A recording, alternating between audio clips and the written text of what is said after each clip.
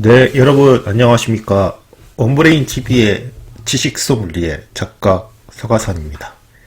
오늘은 조금 가벼운 주제, 그렇게 가볍다라고 하기보다 좀 상큼한 주제인 이탈리아 요리의 역사와 그다음에 각 지방의 이탈리아 요리에 대해서 알아보도록 하겠습니다. 여러분 이탈리아 요리 좋아하시죠? 예, 저도 엄청 좋아합니다. 예. 피자 먹고 싶습니다, 지금도. 여기 장흥 시골이라서 피자 먹기 힘듭니다. 파스타도 참 먹고 싶죠. 예. 뽀보도로 파스타를 먹고 싶네요. 뽀보도로 파스타가 토마토 파스타죠, 여러분. 왜 뽀보도로라고 하냐면 옛날에 토마토를 황금 사과처럼 생각해서, 그러니까 그 뽀모도로가 황금 사과라는 뜻이거든요. 그런데 그 신대륙에 있었던 토마토가 건너왔잖아요. 그런데 이제 그 유럽 사람들한테는 거기가 잃어버린 낙원이라고 생각했대요. 신대륙을. 그래서 거기서 선악과인 사과와 비슷하게 생긴 토마토가 건너와가지고 이제 그거를 포모도로라고 불렀다고 합니다. 상식적으로 알아두시고요. 네, 오늘은 이탈리아 요리 여행을 한번 떠나보도록 하겠습니다. 네. 이탈리아 요리는 기원전 4세기부터 발전해 왔다고 하고요. 그리고 18세기에 물론 그 전에 신대륙에서 이제 그 감자, 토마토 이런 것들이 발견됐는데 이것들이 유입되면서 이탈리아 요리가 큰 변화를 맞이하게 되었다고 합니다. 그런데 이런 재료가 처음에는 그렇게 활발히 안 쓰이다가 한 15세기 정도에서는 잘 안 쓰이다가 몇백 년이 지나고 18세기부터는 이제 많이 쓰이기 시작했다고 합니다. 그러니까 우리가 먹는 이런 전형적으로 생각하는 토마토가 들어간 이런 이탈리아 요리는 18세기부터 시작했다고 보면 되겠죠. 그리고 이탈리아 요리는 남북 차이가 있다고 합니다. 그래서 다른 나라와 국경을 맞댔던 북부는 호황을 누려서 농업이 발달한 덕분에 쌀이나 유제품을 사용한 요리가 많다고 합니다. 산업화되었다고 합니다. 북부가. 뭐 밀라노 같은 데 보면 지금도 패션의 최고 도시로 알려져 있죠. 뭐 그러한 것이라든지 아니면 또 북동쪽에 보면 뭐 베네치아 같은 데도 산업이 발달해 있으니까 그쪽에. 근데 남부는 지역에서 나오는 해산물이라든지 뭐 그다음에 올리브 같은 거 시칠리아나 뭐 이런 데서 많이 나오죠. 그렇죠? 토마토 뭐 이런 거. 그러니까 남부 요리는 조금 더 간단하지만 북부 요리는 조금 화려하고 유제품을 사용한 요리가 많다고 합니다. 그래서 간결한 특징이 있다고 합니다. 예. 이탈리아 요리. 여러분 이탈리아 잠깐만 그걸 한번 좀 보시면서 할까요? 지도를 보시면서. 그러니까 이탈리아를 보시면 이렇게 돼 있잖아요. 여러분 이렇게 남쪽에는 시칠리아라고 하는 섬이 큰 섬이 하나 이렇게 있죠. 자, 여러분 시칠리아 되게 유명하죠. 예. 거의 뭐 지금이 보면 이탈리아와 반도와 뭐 거의 붙어 있다고 봐도 상관없을 만큼 가까워요. 예. 그러니까 한 덩어리라고 보는 게 더 나을 겁니다, 여러분. 그렇죠? 예.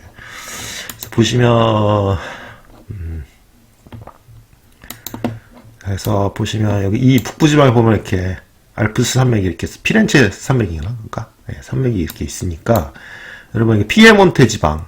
피에몬테는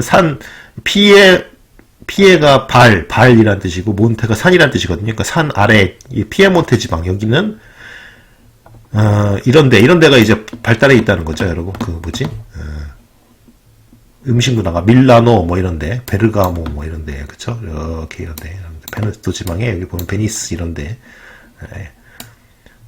이런 것들이 쭉 뭐 롬바르디아 지방 뭐 이런데 뭐 베로나 있고 뭐 베로나가 그거 아닌가요? 그 로미오와 줄리엣 그게 있는 게 베로나 아닌가 모르겠네요. 틀리면 수정해 주십시오. 어쨌든 이렇게 해서 이런데 그쵸? 그래서 여러분 피에몬테 지방 여기는 바롤로라고 하는 와인이 되게 유명하죠. 그다음에 이거 아스티가 아마 모스카토 다스티에서 아스티 지방 여기서 나오는 걸 거예요 아마. 그죠? 그다음에 보시면 이 중부 지방의 토스카나 지방 여기 토스카나는 그 유명한 키안티 와인 이런 것이 나오는 지방이고 그죠? 저 남부로 쭉 가면 그러니까 로마고 쭉 남부로 가면 이런데 뭐 풀리아 지방이라든지 여기 나폴리아 있는데 이런데는 그다음에 뭐 칼라브리아 지방 이런 데는 조금은 그래도 북부보다는 낙후돼 있어서 조금 간단한 거를 쓴다. 이렇게 알아두시면 될 것 같습니다. 간단한 재료로 쓴다. 이렇게 보시면 그래서 그래서 이탈리아 요리는 보통 재료를 많이 써서 이렇게 복잡하게 만들고 막 푹 고와서 만들거나 뭐 여러 가지 하거나 무슨 뭐 프랑스 요리처럼 막 굽고 데치고 뭐 하고 이런 게 아니라 조금 간단하게 만들고 재료의 질을 중시한다. 이런 거 알 수 있고요. 그렇죠? 예, 그렇다고 합니다. 그래서 쭉 보시면 뭐 고대, 중세 이런 것을 쭉 다 볼 필요 없고 핵심만 말씀드리면 중세 때부터 보죠. 시칠리아 지방으로 로마와 아테네의 요리 문화가 유입됐고 섬 지형에 맞게 변형돼서 요리로 탈바꿈하게 되었다. 그러니까 이탈리아 요리의 기원은 시칠리아에서 기원한다 라고 볼 수도 있다. 시칠리아 아까 보셨죠? 그 큰 섬 아래쪽에. 여러분 그 옛날에 영화 대부 보셨죠? 대부 아세요? 대부? 갓파더라는 그 보면 마릴린 뭐지? 말론 브란도하고 그 로버트 드니로하고 뭐 알파치노 이런 사람들 나오잖아요. 그 사람들 시칠리아에서 그죠? 그 귀화 마피아인데 시칠리아에서 온 걸로 돼 있죠. 어쨌든 근데 이슬람 세력이 9세기까지 시칠리아를 침략해서 다스렸고 바이킹도 있었대요. 와, 바이킹은 도대체 어디까지 가는 거야? 시칠리아까지 갔대요. 그래서 이러한 것들이 막 유입됐겠죠. 그래서 아랍인들은 시금치나 아몬드, 쌀 같은 것을 먹었기 때문에 이러한 재료의 출현은 15세기, 12세기 노르웨이 왕이 시칠리아에 왔을 때 사람들이 기다란 면발을 만들어 먹었다는 것을 보았다고 기록해서 알 수 있다. 벌써 12세기에 벌써 뭐예요? 파스타 비슷한 게 있었다라는 것을 알 수 있죠. 예. 그리고 또 음식을 여러 가지 방법으로 지금 이렇게 저장했다. 이런 이야기가 나와 있습니다. 예. 그리고 또 이탈리아 반도 북부 지방에서는 독일 요리의 특징 아까 전에 보셨죠? 이거 잠깐 다시 보여드릴게요. 예. 그러니까 지금 남부는 그러니까 남부는 주로 시칠리아 여기에서 이쪽으로 여기에서 아랍 세력 이런 사람들이 아마 이런 쪽도 북아프리카랑 가까우니까 이런 쪽에서 이렇게 아랍 세력이 건너간 그 음식 문화가 다시 이쪽으로 이렇게 퍼져나가겠죠. 쭉 이렇게 이런 식으로 이렇게 이런 루트가 하나 있었고 또 하나의 루트는 독일의 영향을 받았다고 합니다. 독일 요리. 그러니까 독일이 어디 있습니까, 여러분? 여기 있네요. 여기 그쵸 여기 독일의 이런 곳에서 이렇게 산맥을 아마 이쪽으로 오스트레일리아 통해서 온다든지 이런 식으로. 그쵸? 피에몬테에서 이런 식으로 마르세유에서 프랑스 영향도 받았을 가능성도 있겠네요. 근데 어쨌든 독일 요리의 영향을 북부 지방에서 많이 받았다라는 겁니다. 여기가 베네치아니까 아마 이런 식으로 이렇게 해서 통과해서 오거나 했겠죠. 예. 재밌네요. 예, 그렇게 해서 어쨌든 그래서 반도 북부에서는 독일 요리랑 고대 로마식 요리가 겹쳐서 그리고 남쪽에는 아까 전에 얘기한 아랍 그렇죠? 이렇게 영향을 받았다. 그래서 가장 오래된 이탈리아 요리책은 13세기에 리베로 데 코퀴나라고 해서 말 그대로 요리책이라고 합니다. 이 책에는 로마식 배추 요리나 작은 잎을 잘라서 요리한 음식인 라바냐 파이를 비롯해서 지금도 볼 수 있는 생선 요리도 많이 소개되어 있다. 그러니까 뿌리가 깊네요. 그렇죠? 그래도 12세기, 13세기까지 올라가네요. 그 다음에 15세기에는 바티칸 그 교황청의 요리사로 근무한 마르티노가 요리법이라는 원고를 써서 아주 다른 고품격 의식을 다루고 있다고 하네요. 왜냐하면 교황청에서 근무했으니까 그렇겠죠. 아무래도 그렇죠. 바티칸의 요리사니까. 그래서 그 중 한 가지는 마카로니 시칠리안이라 시칠리아풍 마카로니라고 합니다. 마카로니라는 게 여기서 나오네요. 벌써 유명하죠. 얇은 철제 기구에 밀가루 반죽을 덮어서 햇볕에 말려 먹는 것이다. 그래서 마카로니는 갓 잡은 수탉과 함께 요리하였고 사프란을 첨가했다. 그럼 사프란 아시죠? 사프란이라고 하는 아주 고급 향신료 같은 건데 구근 식물입니다. 사프란은 구근 식물, 구근 이렇게 무슨 양파처럼 이렇게 돼 있어, 백합처럼 돼 있어요. 그래서 거기서 이렇게 이파리가 나와서 꽃이 나오는데 그 꽃에 수술인가 암술일 거예요 아마. 그 빨간색 암술이 있거든요. 그거를 채취해서 씁니다. 그래서 어떻게 생겼나 보시죠. 네, 이렇게 보면 사프란이 이렇게 있는데 암술이래요. 암술 요거 세 개를 딱 이렇게 구근 식물 이게 뭐지? 이렇게 알뿌리입니다. 그래서 이렇게 해서 여기서 꽃이 나오는데 여기서 단 3개 요거 막 얻을 수 있어서 굉장히 가장 비싼 향신료라고 하는데 저도 이거 집 마당에서 샤프랑 키우고 있거든요. 얼마 전에 꽃이 하나가 딱 폈는데 예, 많이 피면 제가 사진 찍어서 보여드리겠습니다. 예. 그래서 어쨌든 이 요리가 아랍 문화의 영향을 받았다. 그러니까 중요합니다. 아랍 문화의 영향을 많이 받았다라는 것을 아셔야 돼요. 그렇죠? 여러분 그리고 아랍에서는 여러분 레몬이나 오렌지 같은 그런 것들, 그러한 식물들, 감귤류 식물도 많이 전달해줬죠. 오렌지 같은 거.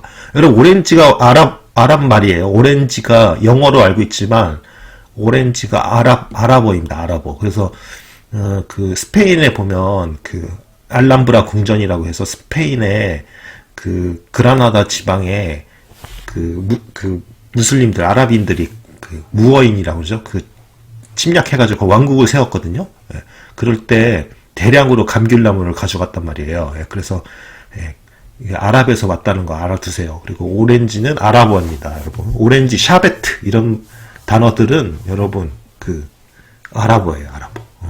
그리고 여러분 우리가 아랍 그러면은 무슨 굉장히 낙후되고 무슨 뭐 테러를 일삼고 종교적인 것만 막 그렇게 강조하고 이런 걸로 알고 있는데 여러분 중세시대 서양의 뭐 10세기에서 15세기까지는 여러분 세계의 문화의 주도권을 아랍이 가지고 있었어요. 참고로 알아두십시오. 아직 유럽은 아랍인에 비하면 십자군 전쟁 때 같을 때는 아랍이 훨씬 발달해 있는 문명이었습니다, 여러분. 그때 유럽은 야만인들이었어요. 오히려 아랍인들보다. 그걸 알아두셔야 됩니다. 어쨌든 그래서 아랍 문명에 그런 것들이 많이 들어왔다. 이렇게 해서 알아두시기 바라고 1475년 베네치아에서 플라티나가 출판한 참된 즐거움과 건강에 대하여에서도 소개되었고 이 사람이 아마 민간 음식을 궁정 음식으로 격상시킨 사람인 것 같습니다. 그래서 여러 가지 전범이 되었던 것 같아요. 어떤 모범이 되었던 것 같습니다. 마르티노라는 사람이 요리법이. 예. 다음에는 근대 초로 넘어갈 건데 이게 중요하겠죠, 여기서부터가. 예, 그래서 이탈리아의 정통 요리는 피렌체, 로마, 베네치아, 페라라의 궁중에서 요리 문화가 꽃피운 이후 본격화하였다. 궁중. 그러니까 약간 귀족 사회가 출현하고 그 중에서도 페라라의 에스테 궁전이 요리 문화의 선두주자가 됐다고 합니다. 에스테 궁전 잠깐만요, 찾아보겠습니다. 네, 여러분 페라라의 에스테 궁전이라고 되어 있지만 에스테로 찾으면 아무리 해도 안 나와요. 그래서 이거 영어로 찾으려면 에스텐스라고 검색을 해야 된다는 걸 알았습니다. 바로 여기입니다, 여러분. 카스텔로 에스텐스 디 페라라. 페라라의 에스테의 궁, 성 이런 뜻입니다. 여러분 보세요. 여기 이렇게 물로 둘러싸여 있고 해자가 있고 이렇게 입구가 있는 것 같은데 여기 한번 어떻게 생겼나 봅시다.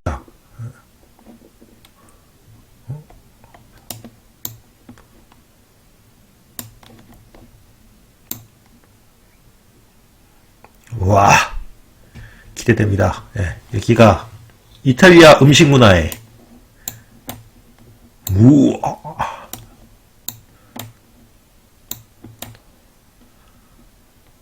야, 이탈리아는 이렇게 어디 가도 이런 문화유산이 그냥 와, 멋있다. 진짜 성이네요, 성. 와, 이야, 끝내줍니다, 아주 그냥. 여기 바로 여기를 얘기합니다. 에스테 궁이. 이거 보여드리려고 한참 찾았네요. 그래서 그렇습니다. 그래서 요리 문화의 선두주자가 바로 여기다. 그래서 에스테 이폴리토 데스테라는 사람의 집사였던 크리스토포로 메시스 부고라는 사람이 파이랑 타이트를 소개했다고 그러고요. 그 다음에는 교황 비오 5세의 개인 요리사였던 바르톨미오 스카피가 책 오페라를 냈다고 써냈다고 합니다. 이 오페라는 음악의 오페라가 아니라 오페라의 원래 뜻이 작품들이란 오프스 작품이라는 것의 복수형이죠. 오페라. 5권으로 구성된 이 책은 요리하는 방법을 1000가지 이상 설명해 놓았을 뿐만 아니라 그 다음에 무슨 조리기구, 요리하는 방법, 모습, 어떻게 나가고 어떻게 격식에 맞추는 법 이런 것들이 다 나왔겠죠. 여러분, 참 이 사람을 얼마나 총애했으면 말이죠. 이렇게 교황의 요리사지만 훌륭한 초상까지 이렇게 그려놨네요. 그죠? 그래서 다른 궁중에서 전해졌던 것과 이 책이 특별히 다른 것은 가금류를 요리하는 방법이다. 여러분, 또 유럽 사람들은 우리나라 사람들 잘 안 먹지만 잘 모르지만 자고새라고 하는 새가 있죠. 자고새를 환장할 정도로 좋아하죠, 유럽 사람들이. 그래서 인근의 동물이나 새를 잡아서 어떤 식으로 다듬고 깨끗하게 잘라내는지 이런 게 나와 있다고 합니다. 혀나 머리, 어깨뼈 부위를 손질하는 방법. 육식. 그러면 이 교황 비호 5세라는 분은 좀 비만이었을 가능성이 있겠네요. 맛있는 거 많이 먹었으니까. 한번 볼까요? 초상이 어떻게 생겼나? 오, 삐쩍 마르셨네요. 그런 생각보다. 어쨌든 그렇다고 합니다. 그래서 3권에서는 생선이나 사순절에 먹는 음식, 생선 요리는 뭐 탕류나 찜으로 먹었을 것으로 상당히 간단했다고 합니다. 주로 육식을 대한 걸로 확립을 했나 봅니다. 그 다음에 5권에서 나폴리풍 피자 요리법. 근데 이때는 토마토가 없었을 거 아닙니까? 그렇죠? 그러니까 16세기에는 18세기부터 토마토가 쓰였다고 그랬으니까. 그러니까 피자가, 그러니까 여러분, 김치에 고춧가루가 들어간 게 임진왜란 때라고 그러니까 그 전까지는 하얀 소금에 절인 김치를 먹었겠죠? 딤채라고 해서. 딤채. 이게 김치가 됐다고 그러죠. 단어가. 그런 것처럼 토마토가 없었으니까 달거나 짭짤한 맛에 좀 심심한 피자를 먹었겠네요. 그죠? 야, 여러분, 토마토 소스가 없는 피자 상상하기 참 힘든데, 그죠? 옥수수나 칠면조 같은 것도 없었기 때문에 현대와는 달랐다. 당연히 그렇겠죠. 그리고 1600년대에는 지앙지아코모 카스텔 베트로라고 하는 분이 모든 종류의 채소와 허브, 과일이라는 책을 써냈다고 합니다. 그 사람이 영국에 갔었대요. 이 사람이. 그래서 영국의 어떤 음식 문화 같은 걸 또 들여오겠죠. 그 다음에 채소와 과일, 그 다음에 손질하는 방법. 그렇죠. 그러니까, 이 스카피라는 사람은 가금류 요리법, 이 카스텔 베트로라고 하는 사람은 향신료와 허브와 과일, 식물들 주로. 그래서 겨울에는 트리플을 사용하는, 고급 송로버섯이라고 하죠. 돼지를 이용해서, 돼지가 후각이 유명해서 트리플을 찾는다고 하는데 이용한다고 합니다. 네, 그쵸. 그리고 또 1662년에는 바르톨미오 스테판이라는 사람이 뛰어난 요리의 예술을 출판했다고 합니다. 벌써 요리를 예술로서 받아들이네요. 그렇죠. 그래서 그는 나이프를 비롯해서 숟가락, 유리잔, 접시, 큰 그릇을 놓는 법과 그 사용법을 설명해 놓았다. 그러니까 귀족적인 어떤 정찬을 대접하는 방법, 이런 매너, 에티켓 이런 거를 했다고 했죠. 그래서 식사 예절에 대해서 웨이터들은 머리나 신체를 긁어서는 안 되고, 그렇죠. 침을 뱉거나 코를 푸거나 재채기를 하는 것도 이때서 비로소 아주 현대적인 그런 에티켓이 확립이 됐네요. 이렇게 쭉 보시면 되고, 근현대는 여러분 그만큼 이탈리아 요리가 다양한데 우리가 먹는 건 좀 한정돼 있죠, 그렇죠. 진짜 이탈리아 요리 먹기가 참 힘들죠. 그래서 어쨌든 보면 상식을 초월할 정도로 많다고 합니다. 왜냐면 이탈리아의 어떤 그런 반도 지형으로 돼 있고, 또 밑에 시칠리아 섬도 있고, 북부에 어떤 그런 산도 있고, 그러니까 그렇죠. 그래서 여러 요리의 영향을 받았고, 그리고 이게 되게 중요하네요. 1779년 지금의 마르케주 마체라타 출신의 안토니오 네비아라는 사람이 마체라타의 요리, 에서 파스타나 뇨끼 외의 지역 재료도 설명했다고 합니다. 파스타는 아시죠, 여러분? 면으로 된 거. 뇨끼는 수제비처럼 생겨서 떼어서 넣는 그런 거죠. 그렇죠? 그래서 그는 지중해 연안에서 쓰던 채소가 어떤 식으로 수프, 밥, 파스타에 쓰였는지 다루면서 프랑스 요리에 영향을 배제했다고 합니다. 그러니까 1779년이니까 약간 민족 의식도 생기고, 그래서 프랑스 요리와 비교되는 걸 거부한 그런 굉장히 뭐라 그럴까요? 좀 자존심도 있고 그런 사람인 것 같습니다.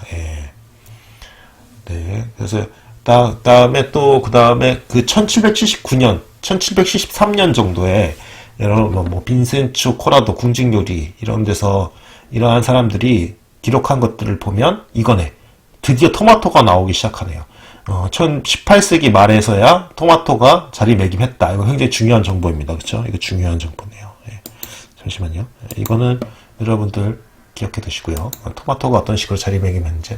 그래서 1773년 나폴리 같은 데서 그렇죠? 이런 토마토 나왔다. 그리고 감자 같은 것도 쓰기. 신대륙 과일은 오랫동안 안 쓰이다가 18세기에나 쓰이기 시작했네요. 그렇죠? 네, 그리고 현대 요리법 19세기에는 이때는 완전히 이제 정착되기 시작하겠죠. 그래서 뭐 여러 가지 레몬도 나오고 안초비, 여러분 안초비 조그만 그 멸치처럼 생긴 그런 그거죠. 그 등푸른 생선류의 그런 거죠. 네. 그리고 또 뭐 어쨌든 여러 가지 요리들이 나오기 시작한다라는 것을 알 수 있습니다. 그러니까 대충의 역사를 살펴보면 이렇게 되어 있고, 여러분 보시면 지역별 이탈리아 요리 이런 거는 다 살펴보기엔 너무 힘들겠죠. 그래서 뭐 대충 봅시다. 그래서 쭉 보면 뭐 어디가 어디인지 정확하게 저는 뭐 무슨 주가 무슨 주는 모르겠지만, 여러분 베네토주, 이건 동북쪽이죠. 리조또 굉장히 제일 유명한 곳은 베네토주는 리조또가 유명하다. 이 정도만 알아둬도 충분합니다. 그렇죠? 베네토주는 리조또가 유명하다. 여기가 그래서 여기가 아드리아해죠. 저쪽에 아드리아해의 해산물 위주. 내려오면 호박이나 아스파라거스, 개구리 다리. 개구리. 여러분 베네토주만 가면 개구리 먹었을 어쨌든 그렇게 돼 있다. 파스타에 그래서 콩과 식물을 많이 넣어서 먹는데요. 어쨌든 제일 유명한 것은 이 리조또다. 베네토 지역에서. 그렇죠? 와. 야, 그리고 트렌티노, 여기는 어디냐? 트렌티노 알토 아디에주는 가톨릭 문화의 중심지로서 간결하고 소박한 교회 요리. 여기는 소박한 요리. 그렇구나. 네. 그 다음에 롬바르디아주는 쌀이 흔해야 돼요. 그래서 수프나 리조또로 쌀을 주재로, 여기 또 리조또. 치즈 종류도 이렇게 많아요. 고르곤졸라밖에 모르겠네. 다른 건 하나도 모르겠다. 어쨌든 되게 작은 마을의 이름들이래요. 로비올라, 스트라키노 이런 것들이 다. 네. 그리고 치즈를 이용한 식단. 여기는 롬바르디아 하면 치즈. 여긴 또 치즈네, 치즈. 여기 알아두십시오. 롬바르디아는 하면 치즈. 치즈. 네. 재밌습니다. 그 다음에 또 밀라노에서 쉽고 빠르게 요리해 먹을 수 있는 코토레타. 롬바르디아의 제일 유명한 도시는 밀라노네요. 그렇죠? 그래서 코토레타라고 하는데 이거 뭔지 잘 모르겠습니다. 코토레타가 뭐냐 보시면 작은 등뼈랍니다. 예. 우리나라 감자탕에 들어가는 그런 등뼈를 얘기하는 것 같아요. 송아지, 고기, 커틀릿이다. 코토레타 이런 걸 먹는다고 합니다. 예. 좋고, 발레 다우스타라고 하는 것은 산악지대가 많으니까 우리나라 강원도 비슷한데요. 그쵸? 예. 그래서 프랑스나 스위스 같은 데에서 영향을 받아서 치즈나 퐁듀나, 되겠다. 그 다음에 파스타보다 폴렌타라는 게 더 흔하다고 하네요. 그래서 폴렌타는 대개 호밀빵 또는 구운 베이컨과 함께 먹는다. 산간지방에서는 사냥한 고기를 많이 먹는다. 여기는 주로 육식, 그리고 호밀빵. 그쵸? 산간지방이니까 아무래도, 그쵸? 호밀 같은 거 잘. 피에몬테주는 알프스의 아까 제 아래에서 나와 있는데, 여기는 다른 생태계가 발달해 있대요. 이탈리아 반도에서 가장 정제되고 다양한 요리를 선보인다. 그러니까, 전통 요리와 프랑스 요리가 결집해서 치즈와 포도주가 종류가 가장 많다. 여러분, 굉장히 풍성한 지방, 피에몬테라고 아시면 되겠습니다. 여러분, 피에몬테. 볼까요, 한번? 여러분, 피에몬테, 아까 전에.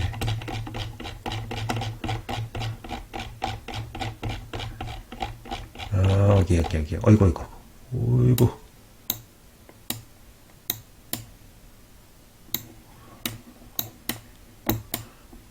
피에몬테주. 여기요, 피에몬테. 그죠? 여기는 스위스랑 가깝죠. 프랑스하고도 있어서 그래, 다양하고. 여러분, 저번에 아까 전에 얘기했지만 포도주가 바롤로라고 하는 기가 막히게 맛있는 포도주가 있습니다. 여기 바롤로. 엄청나게. 그렇습니다. 어쨌든 다양하다. 여기가 제일 피에몬테주가 아주 좋은 주네요. 그 다음에 허브나 채소를 많이 소비하는 곳은 리구리아. 뭐 이런 것도 있고, 에밀리아 로마냐, 이런 거. 여기는 치즈. 토스카나 유명하죠. 토스카나는 간결한 음식의 대명사로 통한다고 합니다. 여러분 피렌체가 가보신 분들 있으실 텐데 또 이게 토스카나 지방이죠. 여러 가지 너무 많아서 뭐 다 소개하기가 그렇겠네요. 여러 가지가 있고 이쪽으로 갈수록 지금 북부에서 쭉 남부로 가고 있는 것 같습니다, 여러분. 북부에서부터 이렇게 보니까 북부에서 쭉 남부로 가고 있어요. 이렇게 보니까 그래서 주로 뭐 쌀, 보니까 치즈, 육류. 그런데 갈수록 간단해지죠. 남쪽으로 갈수록. 그래서 가라앉습니다. 그다음에 파스타 먹고 gnocchi 같은 거 먹고 조금씩 간단해지죠. 그렇죠. 아브루초주의 사프란 이런 거나 돼지 감자, 완두콩, 채소류가 좀 많아지기 시작합니다. 그렇죠? 캄파니아는 고추, 양파, 감자레몬, 회향 이런 거. 그래서 그리고 풀리아 그다음에 마늘과 양파 그리고 이렇게 쭉 되어 있고 무슨 양고기나 염소고기 그리고 여기는 해안 지방이니까 굴 같은 것도 들어가고 그러니까 남쪽으로 갈수록 해산물이 많아지네요. 그렇죠? 쭉 그런 것을 알 수 있습니다. 그리고 전통적인 이탈리아 요리에는 말고기를 제외한 거의 대부분의 육류, 말고기 안 먹는답니다. 여기는. 그렇죠? 토마토, 해산물, 치즈가 사용되고, 그렇죠? 그다음에 올리브유를 또 빼놓을 수 없겠죠. 그래서 전형적인 재료 올리브유는 식물성 기름으로 사용되는 주재료이며 소스의 기본으로 사용되고, 그렇죠? 그 남부 지역의 경우에는 토마토 소스를 사용하는 것을 기본으로 하되 북부에 비해서 올리브유를 많이 쓴다고 합니다. 그렇게 그렇죠. 남부는 올리브가 많이 또 재배되고 생산이 되니까 그렇죠. 그리고 후추와 올리브유, 마늘, 늙은 호박, 주키니, 그다음에 해산물은 참치, 안초비, 대구, 케이퍼 이런 게 사용된다고 하고, 그다음에 이런 것을 쭉 보면 되겠죠. 그래서 치즈 종류는 리코타, 모짜렐라 이런 것도 쓰이겠고, 그렇죠? 이런 게 하도 다양해서 어떻게 이거 다 알아보기는 어쨌든 식사 이탈리아 요리는 어떻게 시작하냐? 아침 식사, 점심 식사, 하지만 이 정찬, 이걸 한번 볼까요? 이탈리아 요리의 정찬은 세계 서너 개로 구성되며 식사는 친구와 가족과 함께 하는 시간이다. 여러분, 이탈리아나 프랑스 남부나 이런 쪽에서는 굉장히 코스 요리 오랫동안 몇 시간 동안 먹는다 그러죠. 그렇죠? 그래서 일반 가정에서 전통 요리는 결혼식 때 먹으면서 되게 일상적인 상차림으로는 커피, 파스타, 리조또 된다. 그렇죠? 그래서 리조또 같은 음식은 첫 번째 코스인 프리모에서 나온다. 합니다. 그리고 아페르티보, 이건 에피타이저 같은 거죠. 그래서 식전 음식 서서 먹는 경우가 흔하며 식전주는 대부분 저거죠. 기포가 나는 스파클링 와인을 마시겠죠. 그래서 프로세코는 식전주로 즐겨 먹는 술인데 이 프로세코가 샴페인이라고 생각하면 돼요. 스파클링 와인인데 마시는 거 기가 막히게 맛있습니다. 먹고 싶어지네 또. 미치겠네 또. 그다음에 안티파스토는 문자 그대로 식사 전이라는 뜻이지만 차갑거나 뜨거운 요리를 먹고 연어나 참치. 첫 번째 순서인 프리모는 파스타, 리조또, 뇨끼, 수프 같은 것을 먹으면서 공유를 이용한 음식을 주로 먹는답니다. 우리는 밥을 가장 마지막에 먹는 경향이 있잖아요. 술 먹다가 이렇게. 근데 프리모에서 나온다. 세컨드, 두 번째는 육류로 만든 정찬이 스테이크 같이 진짜 본격적인 요리인 것 같네요. 돼지고기, 닭고기가 많이 쓰이며 북부 지역에서는 쇠고기가 더 흔해졌다고 하고 비둘기 껌 요리 이런 식으로 나온다. 그리고 콘토르노는 곁들여 먹는 음식이라고 합니다. 그래서 채소나 샐러드 이런 거. 그래서 샐러드를 같이 내려서 채소랑 같이 이런 걸 먹는 게 세컨드를 먹는다고 합니다. 비슷하네요. 침 나와서 이거 할 수 있겠습니까 이거? 어쨌든 포르마조 에 프루타, 이거는 치즈와 과일을 먹는 것으로 후식이다. 첫 번째 후식이라고 합니다. 와. 야, 후식도 첫 번째 후식이 있고 두 번째 후식이 있네요. 와. 이탈리아 가보고 싶습니다, 진짜. 정찰을 한번 먹고 싶네요. 그래서, 기호에 따라서 다른 치즈를 먹게 된다고 합니다. 그러니까 몇 가지 치즈가 있다는 이야기는 거잖아요. 그래서, 참. 그 다음에 돌체. 돌체는 진짜 그야말로 디저트겠죠. 단 것. 아, 돌체라는 말 많이 들어보죠, 여러분. 음악 용어에서도 돌체, 그러면 뭐 부드럽게, 이런 뜻이잖아요. 아, 단 것이라는 의미의 돌체는 후식으로 아이스크림이나 과일을 비롯해서 티라미수. 아, 티라미수, 이런 거. 아, 그치. 티라미수가 여러분 무슨 뜻이냐면, 텐션 업, 이런 뜻이라고 합니다. 텐션 올린다, 이런 뜻. 그쵸. 그래서 아이스크림.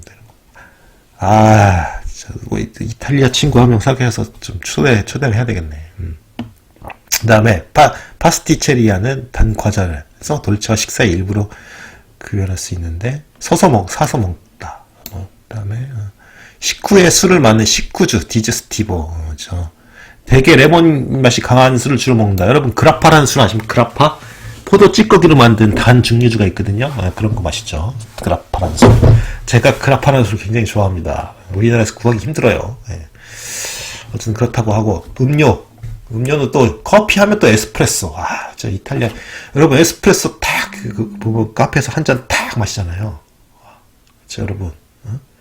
와, 그 다음에 카푸치노 이런 거, 그죠? 그런데, 여러분, 카사노바라는 사람 아시죠? 카사노바가, 베네치아에서, 카사노바가 여자도 많이 꼬셨지만, 사기도 많이 쳤거든요. 그래가지고, 나브의 감옥이라고 하는, 한 명도 탈출하지 못한, 감옥이 있어요. 나브의 감옥. 피온보라고 하는 감옥에 갇히거든요. 카사노바가. 근데 거기를 탈출해요. 그 간수들을 이렇게 말로 이렇게, 썰을 풀어가지고, 이렇게 해서 탈출하는데, 탈출해서, 베네치아에 있는 카페에서, 그 당시에도 카페가 있었다고 합니다. 1700년대인데, 카페에서 딱 에스프레소 한 잔 칵 마시고 도망갔대요. 그런 일화가 있습니다. 어쨌든. 그렇다고 하고요. 소비하는 커피는 거의가 지금은 브라질산이라고 합니다. 여기는 브라질산을 많이 마시나 봐요. 그렇죠? 아무래도, 신대륙 발견 이후에 뭐 그쪽에 영향을 많이 받아서 그러네. 아, 그다음에 주류. 이거 중요합니다.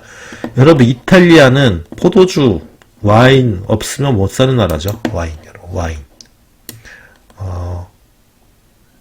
아마 비노라고 할걸요? 비노, 와인, 이렇게. 비노라고 할 겁니다. 이탈리아 포도주는 세상에 가장 많은 포도주를 생산하는 나라입니다. 근데 지금은 아마 스페인으로 바뀌었을 거예요.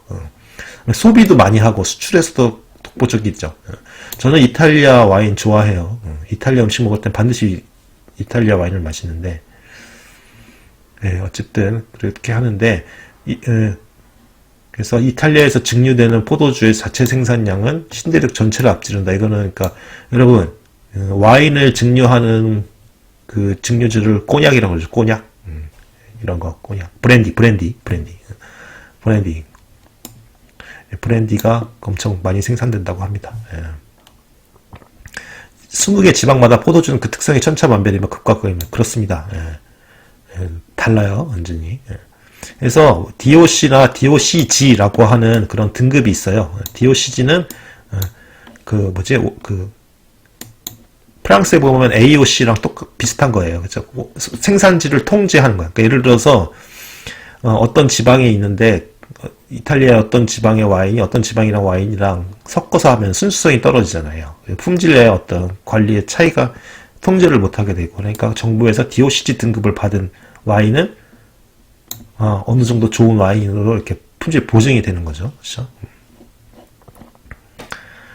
그래서 어쨌든 이거는 뭐 와인은 나중에 또 제가 자세히 할 일이 있을 테니까 여기서는 더 깊게 얘기하지 않을 건데, 일단 이탈리아 와인의 3대 와인, 그러면 첫 번째는 토스카나의 키안티라는 와인이 있고, 브루넬로 어쩌고저쩌고 이렇게 길게 부르기도 하는데, 키안티 와인, 산지오베제라는 품종으로 만드는 키안티 와인이 아주 맛있고요. 고급은 뭐 거의 뭐 상상을 초월할 정도의 가격입니다. 그리고 아까 전에 피에몬테 지방이라고 하는 북서쪽에 바롤로라는 와인은 정말 진하고 정말 중후하고 마시면 막 입이 텁텁해지는 그런 탄닌이 강해서 막 그런. 그다음에 아마로네라는 와인 있죠. 아마로네 약간 반 건조시켜서 만드는 와인, 그런 것들이 있습니다. 진짜. 어쨌든 나중에 한번 또 이탈리아 와인을 다룰 기회가 있을 겁니다. 예. 예. 어쨌든 그래서 끝으로 명절 음식은 이런 거 먹는다고 하네요. 우리는 송편 같은 거 먹지만 얘네들은 케이크, 근데 판도로라고 하는데 파운드 케이크인가 봐요. 판도로, 그죠? 파운드 케이크랑 비슷하네요, 발음이. 예. 어쨌든 그다음에 시칠리아에서는 체폴라를 빈자와 함께 나눠 먹는다. 체폴라가 뭡니까? 이렇게 약간 우리 보면 꽈배기처럼 생긴 빵에다가 위에다가 뭔가를 이렇게 얹어서 먹네요. 이거를 시칠리아에서는 나눠 먹고, 그다음에 크리스마스 이브에는 정찬을 차려 먹고 다양한 해산물이 사용된다고 하고, 크리스마스 이브에는 고기를 먹지 않는다네요. 와, 여러분 이런 거 아셨습니까? 몰랐네 나는. 그다음에 가벼운 식사를 하고 미사 전에 하고, 그 다음에 크리스마스 점심 식사가 가장 중요한 만찬이라고 합니다. 이 사람들은 크리스마스의 저녁이 아니라 점심. 그래서 닭고기 육수로 끓인 토르텔리라는 게 있고, 파스타, 면이 반지처럼 둥글둥글한다고 합니다. 예, 그 다음에 케이크로는 판도르 이것과 파네토네 이런 거 먹으면서 그렇게 하는데 지역차도 존재한다고 합니다. 네.